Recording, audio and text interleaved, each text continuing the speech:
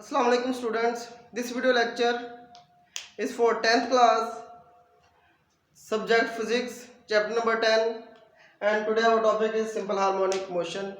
In this video we will discuss simple harmonic motion with the help of mass attached to a spring. In this system we have a body object of mass m attached to spring and is placed on horizontal frictionless surface. Students, when we compress or stretch spring through a small distance from main position, then spring exerts a force on the object which is directly proportional to change in length of the spring or distance from the main position traveled by the object. According to Hooke's law, that force is directly proportional to change in length. When we remove sign of proportionality, we have constant. This shows nature of the spring that we are using. For a specific spring, the value of K is same. When we will change the spring, then value of K will be changed. So from this we have value of K which is equal to F over X. So K is spring constant. If spring is soft, then value of K is small. If spring is stiff, then value of K is large. So K is equal to F over X. So in this system, value of K or spring is constant and mass is constant, which we will use at the end. These two things we cannot change, spring and mass of object, but force we can change, and as force is directly proportional to displacement, so displacement also, force and displacement both are variable which can be changed. But during one experiment, spring and mass both are constant. If spring is, we cannot change spring, then value of K is also constant. So according to Newton second law, F is equal to ma. Now we will put the value of F in this equation. We have K is equal to, in place of F we will put here ma minus ma over X.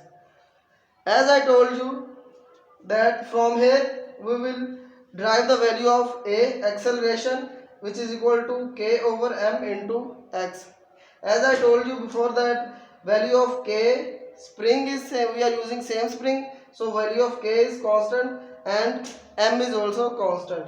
So K over m, this part of the equation is constant. When we remove, we will go back this sign of this constant, then here we have sign of proportionality. So acceleration is directly proportional to displacement from the main position.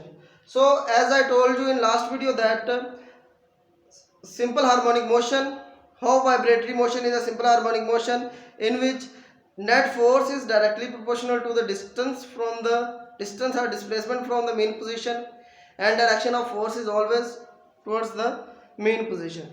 So as we know that acceleration is directly proportional to force. If acceleration is directly proportional to force, and in this case acceleration is directly proportional to displacement. If acceleration is directly proportional to displacement, then force is also directly proportional to displacement from the main position. So if net force is directly proportional to the displacement from main position, so we can say that this motion is simple harmonic motion, and negative sign shows that direction of net force is always towards the main position. So two things I told you which shows that vibratory motion is a specific type of simple harmonic motion is a specific type of vibratory motion in which net force is directly proportional to main position, which we have proved. If acceleration is directly proportional to main position, acceleration directly proportional to force, so force is directly proportional to distance from the main position. And the second thing I told you, direction of net force is towards the main position, so this negative sign shows that direction of acceleration or net force is always towards the main position. So through this experiment we have proved that mass attached to spring, its motion is simple harmonic motion. In next video we will discuss restoring force, energy and speed, energy, kinetic energy or potential energy, and speed at mean and extreme position, where these things are maximum and where these are minimum. So in next video we will discuss these things. Thank you.